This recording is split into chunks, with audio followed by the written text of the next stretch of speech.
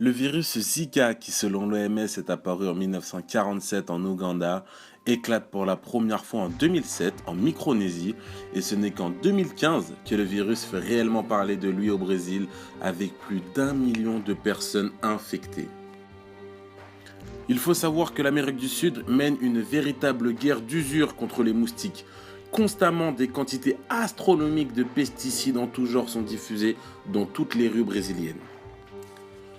Cette situation a alarmé l'OMS qui annonce que le virus Zika constitue une urgence de santé publique de portée internationale. Cette urgence est due au fait que les effets du virus Zika pour l'homme sont similaires à la grippe, mais pour les femmes enceintes, cela peut porter préjudice directement au fœtus qui pourrait être atteint de microcéphalie. Alors qu'est-ce que la microcéphalie? C'est une malformation crânienne. Alors pourquoi à votre avis? L'OMS est en plein doute sur l'impact qu'a le virus Zika sur l'être humain. En effet, il y a quelques jours de cela, un Argentin a déclaré que son fils était atteint de microcéphalie alors qu'il n'a jamais été infecté par le virus.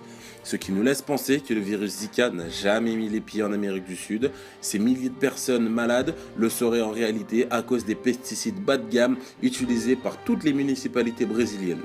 Le scandale serait grand car des millions de personnes qui pourraient être victimes d'un des plus grands désastres sanitaires réclameraient des comptes. L'OMS a déclaré récemment qu'il faut attendre 18 mois pour qu'un vaccin contre le virus soit créé.